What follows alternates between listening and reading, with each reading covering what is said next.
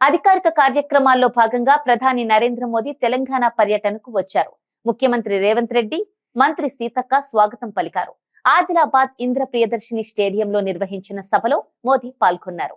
పర్యటనలో భాగంగా మోదీ పలు అభివృద్ధి కార్యక్రమాలకు శంకుస్థాపనలు, ప్రారంభోత్సవాలు చేశారు. రామగుండం ఎన్టీపీసీ పవర్ ప్లాంట్ ను ప్రధాని మోదీ జాతికి అంకితం చేశారు.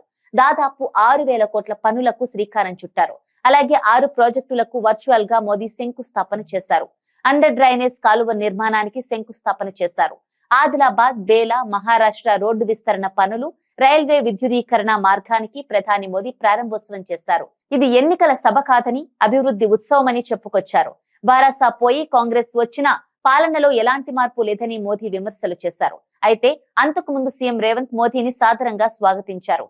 పీఎం రాష్ట్రానికి వస్తే సీఎం ఆహ్వానించడం ఆనవాయితీ. అయితే గత సీఎం కేసీఆర్ మోదీ రాష్ట్రానికి వచ్చినా కలిసింది తక్కువ. అయితే సీఎం రేవంత్ రెడ్డి మాత్రం కేంద్రంతో సఖ్యత కోరుకుంటున్నారు. రేవంత్ ప్రభుత్వం ఎన్నో హామీలు ఇచ్చింది. అవి అమలు చేయాలంటే కేంద్ర సహకారం కావాలి. రాజకీయాలు ఎలా ఉన్నా కేంద్ర రాష్ట్ర ప్రభుత్వాల మధ్య సఖ్యత ఉంటేనే రాష్ట్రాలకు మేలు. అందుకే రేవంత్ భేషజాలకు పోలేదు. తాను సీఎంగా బాధ్యతలు చేపట్టిన తర్వాత కూడా మోదీని కలిశారు. ఇప్పుడు రాష్ట్రానికి వచ్చిన ప్రధానిని మనస్ఫూర్తిగా స్వాగతించారు. కేంద్రం నుంచి రాష్ట్రానికి రావాల్సినవి ఎన్నో ఉన్నాయి. పలు పథకాలు ఉన్నాయి. విభజన హామీలు ఉన్నాయి. ఇవ్వనివి నెరవేరాలంటే కేంద్రంతో సఖ్యత కీలకం. అందుకే సీఎం రేవంత్ మోదీని స్వాగతించి హుందాతనాన్ని చాటుకోవడమే కాక రాష్ట్ర అభివృద్ధి పట్ల చిత్తశుద్ధితో పనిచేస్తున్నామన్న సంకేతాలు ఇచ్చారు.